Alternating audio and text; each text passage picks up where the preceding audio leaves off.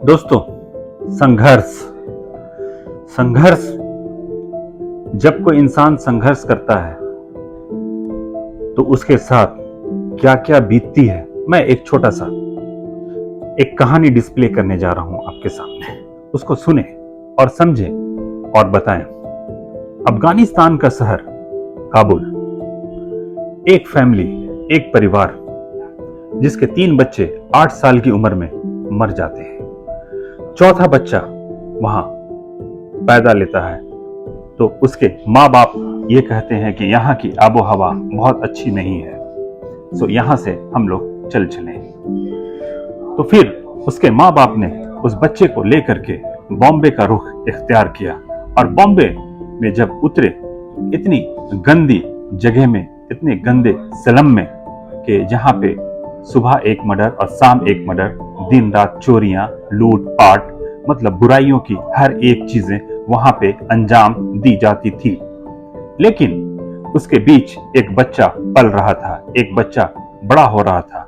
उस बच्चे का नाम जानते हैं कि क्या है? वो बच्चा आज इस दुनिया में मौजूद नहीं है। उस बच्चे का नाम कादर खान है।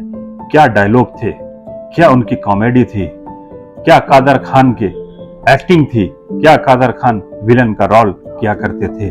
कादर खान जब 7 साल की उम्र हुई तो उनके माँ और बाप दोनों जुदा हो गए। जुदा होने की वजह यह थी कि कादर खान के पिता बहुत कुछ ज्यादा नहीं कमा पाते थे। तो फैसला हुआ कि हम लोग दोनों अलग हो जाते हैं और दोनों अलग हो गए। कादर खान की माँ तन्हाइयों में अपना वक्त गुजार रहे थे कि इतने ही में उनके नाना पाकिस्तान से सफर करते हुए बॉम्बे का रुख इख्तियार किया और कहा, बेटा तुम जवान हो, हट्टी कट्टी हो, पठानी हो, इतनी खूबसूरत हो, इस गंदे से जगह में तन्हा तुम्हें जिंदगी काटना बहुत मुश्किल होगा, बहुत भारी पड़ेगा। बेहतर है कि तुम दूसरी शादी कर लो। और बिल्कुल ऐसा ही हुआ। दूसरी शादी जिससे हुई, मतलब के कादर खान के स्टेप फादर वो कुछ अच्छा खासा कमा नहीं पाते थे। उस जमाने में, उस महंगाई में वो अपने छोटे से नन्हे से प्यारे से कादर खान से कहा करते थे कि अपने पहले वाले बाप से कुछ पैसे मांग करके लाओ।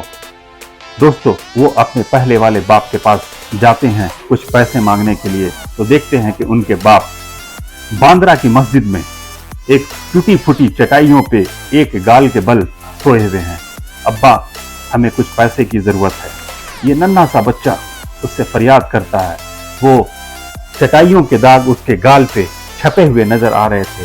बड़ी मुश्किल से जिससे तिससे चंदा कर करके उसे 2 रुपया थमा देते हैं। वो बच्चा 2 रुपया लेकर के अपने माँ के पास आता है, राशन का सामान खरीदता है, घासलेट खरीदता है और फिर अपने माँ के झोलियों में ला करके डाल देता है। ठीक इसी तरह से एक वो दिन भी आया संघर्ष का कि ये तीसरे माले पे रहा करते थे जनाब। जब तीसरे माले के सीढ़ियों से उतर रहे थे तो पीछे से इसकी माँ भी उतरना शुरू कर दी। ये दोस्तों के साथ कुछ पैसे कमाने जा रहे थे। माँ ने इसके कंधे पे हाथ रखा और पूछा, बेटे तुम कहाँ जा रहे हो? कहा कि मैं 2 रुपए 3 रुपए कमाने जा रहा हूँ, इस घर की तंगी को दूर करने जा रहा हूँ। माँ ने कहा कि नेवर, कभी ऐसा नहीं हो सकता। अभी मैं जिंदा हूँ, मेरा जमीर जिंदा है, तुम्हें पैसे कमाने की जरूरत बिल्कुल भी नहीं है। दोस्तों, ऐसा ही हुआ और वो कभी भी पैसे कमाने के लिए नहीं सोचा और स्कूल की ओर रवाना हुए, पढ़ाई किया, ग्रेजुएशन की और बगल के एक इजरायली कब्रिस्तान में वो रोजाना रात के वक्त बैठा करते थे और वहां पे जो अच्छी बातें लोगों की लगती थी उसको लिखा करते थे और उसकी नकल उतारा करते थे। एक रात ऐसा हुआ कि किसी एक बंदे का टॉर्च उसके चेहरे पे पड़ा। वो शायद किस्मत की टॉर्च थी, वो शायद उनके किस्मत खुलने का लाइट था। उनके चेहरे पे जब पड़ा तो वो चकाचौंध हो गए और देखा कि एक आदमी आता है, उससे पूछता है कि तुम यहाँ पे क्या कर रहे हो इजरायली कब्रिस्तान में? वो बोलते हैं कि मैं यहाँ पे पढ़ाई कर रहा हूँ, मुझे अच्छे बोलने का और अच्छे लिखने का बहुत शौक है। इसी तरह से वो आदमी ने उसको देख करके पता नहीं उसके दिल में क्या आया और वो उसे बुला करके कहा कि कल तुम हमारे बंगले पे आओ। ये किस्मत की चाबी खुल रही थी। और वो दूसरे दिन उसके बंगले पे जाते हैं, कहा कि पढ़, और इन्होंने पढ़ा और पढ़ते गए पढ़ते गए पढ़ते गए।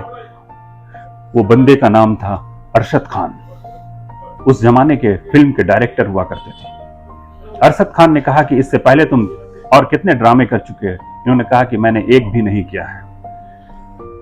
कादर खान ने राजवाड़े का उसमें नाटक का रोल किया, जो बहुत ही लोगों को पसंद आया, और उनके पीए ने, मतलब अरशद खान के पीए ने उसे 200 का नोट थमाया और कहा ये 200 रुपए का तुम पकड़ो, आने वाले दिनों में इतने पैसे आएंगे कि तुम गिन नहीं पाओगे। दूसरे दिन उस जमाने के बिग स्टार दिलीप कुमार साहब का फोन आता है।